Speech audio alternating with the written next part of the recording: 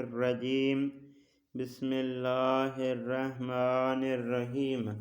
آج ہمارا 45واں درس مقدمہ کتاب فارسی قدیم سے۔ آج کے درس میں ہم رنگوں کے نام پڑھیں گے۔ سب سے پہلا رنگ ہے کرمز۔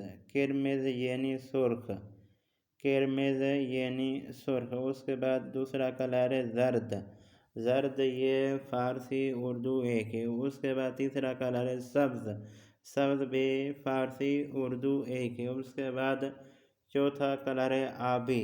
آبی یعنی نیلا، آبی یعنی نیلا۔ اس کے بعد پانچواں کلر ہے سیاہ۔ یہ سیاہ بھی فارسی اردو ایک ہے۔ اس کے بعد کلر ہے سفید۔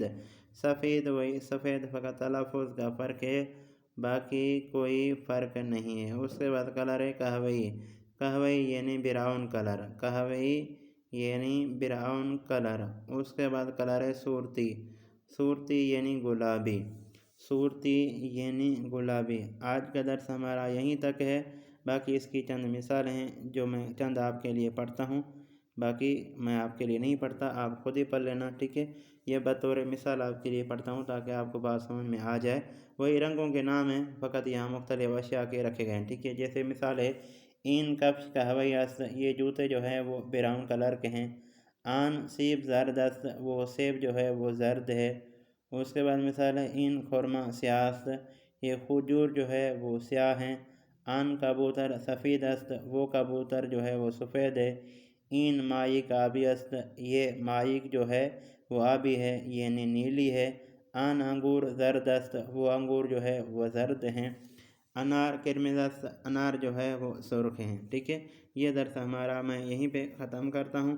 امید کرتا ہوں کہ انشاءاللہ دوستان اس درس کو سنیں گے، اس درس کو لکھیں گے، اس درس سے استفادہ حاصل کریں گے۔ دوستان سے ریکویسٹ کرتا ہوں کہ اگر میری ویڈیو آپ کے کام کی ہو، میری ویڈیو سے آپ نے کچھ بھی سیکھا ہو، تو میرے چینل کو ضرور سبسکرائب کر دیں۔ اگر آپ کا کوئی سوال ہو تو آپ کمنٹ کر سکتے ہیں، انشاءاللہ میری کوشش ہوگی ہر ایک دوست کو جواب دیا جائے۔ باقی اس درس کی چند مثالیں آپ کے سامنے لکھی ہوئی ہیں، تقریباً 15-16 مثالیں لکھی ہوئی ہیں۔ اگر میں ان کو پڑھتا تو ٹائم زیادہ ہو جاتا۔ اس درس میں فقط کلر ہیں جو آپ کے سامنے میں نے آپ کو بتا دیے، تقریباً 6 سے 7 کلر ہیں جو میں نے آپ کو بتا دیے، باقی ان کی یہ مثالیں ہیں جو آپ کے سامنے ہیں۔